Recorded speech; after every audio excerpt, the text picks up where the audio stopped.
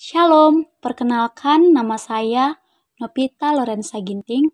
Pada saat ini saya akan memberikan pembelajaran pendidikan agama Kristen kelas 12 pada bab yang kelima yang berjudul multikulturalisme.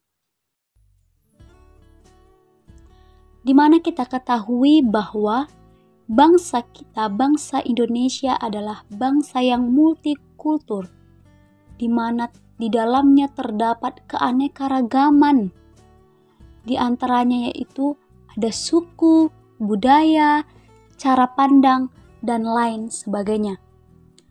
Dan pada saat ini kita akan membahas tentang pengertian multikulturalisme. Dan yang kedua yaitu multikultur di Indonesia. Dan yang ketiga yaitu pandangan Alkitab mengenai multikulturalisme. Dan yang keempat yaitu sikap yang harus dihindari dan diperkuat dalam multikultur.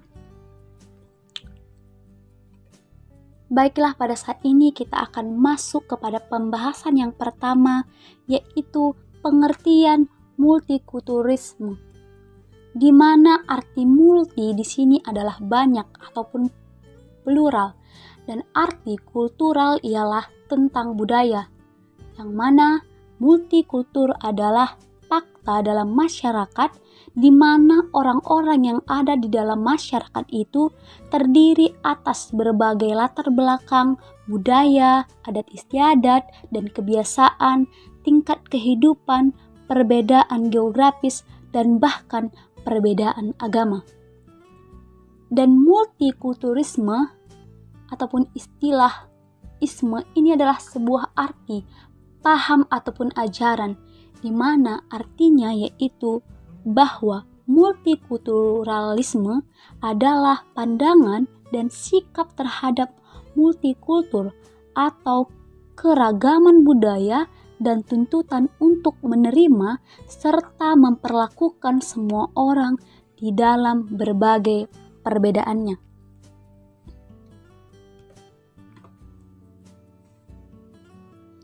Jadi dapat disimpulkan bahwa multikulturalisme di sini adalah suatu tuntutan sikap untuk menerima serta memperlakukan semua orang di dalam berbagai perbedaannya. Dan yang selanjutnya kita akan membahas tentang masyarakat multikultur di Indonesia. Sebagai pelajar, kita pasti tentu tahu bahwa Indonesia adalah negara Bhinneka Tunggal Ika.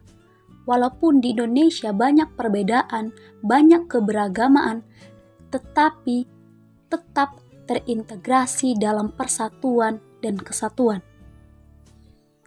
Tetapi walaupun negara kita diikat oleh semboyan Bhinneka Tunggal Ika dan dijamin oleh Undang-Undang 1945 dan Pancasila, tetapi di sini kita masih melihat bahwa di Indonesia masih sering terjadi konflik antar masyarakat. Misalnya yaitu dalam kepelbagaian suku, bangsa, budaya, ataupun geografisnya, itu masih sering terjadi konflik antara masyarakat. Maka dari itu, memperjuangkan terwujudnya multikulturalisme hendaknya tidak terpisahkan dari prinsip keadilan dan pemerataan sosial dan penindakan hukum bagi semua orang tanpa terkecuali.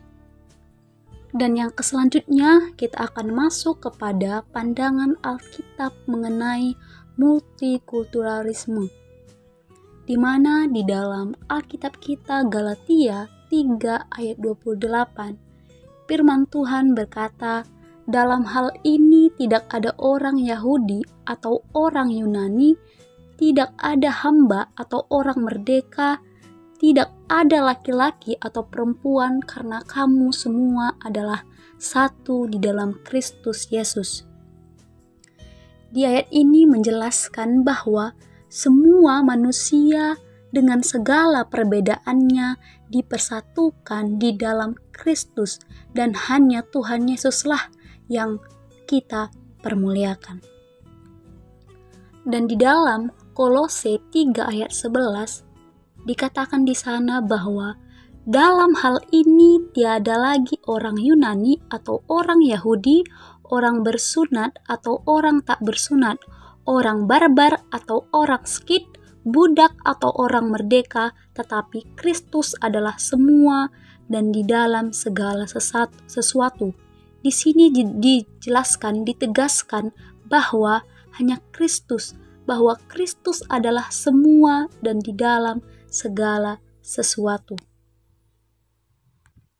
Nah, di sini Tuhan Yesus mengemukakan perumpamaan mengenai orang Samaria yang murah hati.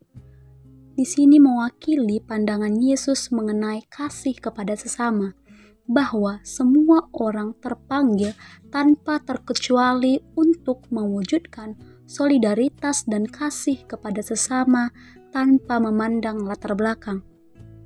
Solidaritas dan kasih itu tidak meniadakan perbedaan, namun menerima perbedaan itu sebagai anugerah.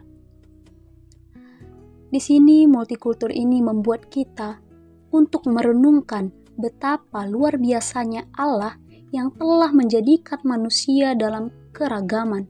Di sini kita seharusnya memandang perbedaan sebagai anugerah, bukan sebagai ancaman. Dengan begitu pula, kita dapat menerima dan menghargai berbagai perbedaan yang ada dan saling melengkapi satu sama lain. Dan pembahasan yang selanjutnya adalah dalam mewujudkan multikulturalisme sebagai umat Kristen, ada beberapa sikap yang dihindari dan diperkuat. Di mana sikap yang dihindari yaitu sikap yang pertama, primordialisme, di mana perasaan kesukuan yang sangat kuat dan berlebihan, menganggap suku bangsanya yang paling unggul, maju, dan baik. Dan sikap yang kedua yaitu etnosentrisme, di mana sikap atau pandangan yang berpangkal pada masyarakat dan kebudayaan sendiri, terkadang disertai dengan sikap merendahkan masyarakat dan kebudayaan lain. Dan sikap yang ketiga yaitu sikap diskriminatif, di mana sikap ini sikap yang membeda-bedakan perlakuan terhadap sesama warga negara berdasarkan warna kulit, golongan, suku bangsa, ekonomi, agama, dan lain-lain. Dan sikap yang keempat yaitu stereotip, di mana sikap yang ini adalah konsepsi mengenai sifat suatu golongan berdasarkan prasangka yang subjektif dan yang tidak tepat. Dan yang selanjutnya yaitu sikap yang harus diperkuat. Dalam mewujudkan multikulturalisme,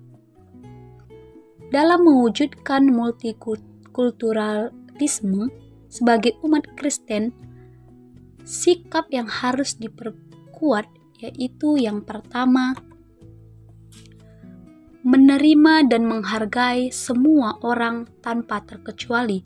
Sikap yang kedua yaitu menolong sesama serta menunjukkan solidaritas tanpa memandang latar belakang perbedaan. Sikap yang ketiga menghilangkan prasangka buruk terhadap suku, bangsa, budaya maupun kelas sosial tertentu. Dan sikap yang keempat berpikir positif terhadap semua orang, yang artinya harus memiliki kemampuan ataupun menyaring perbedaan yang ada sehingga tidak kehilangan identitas tapi tetap kritis. Dan sikap yang kelima yaitu menjadikan hukum kasih sebagai landasan dalam bergaul dengan sesama.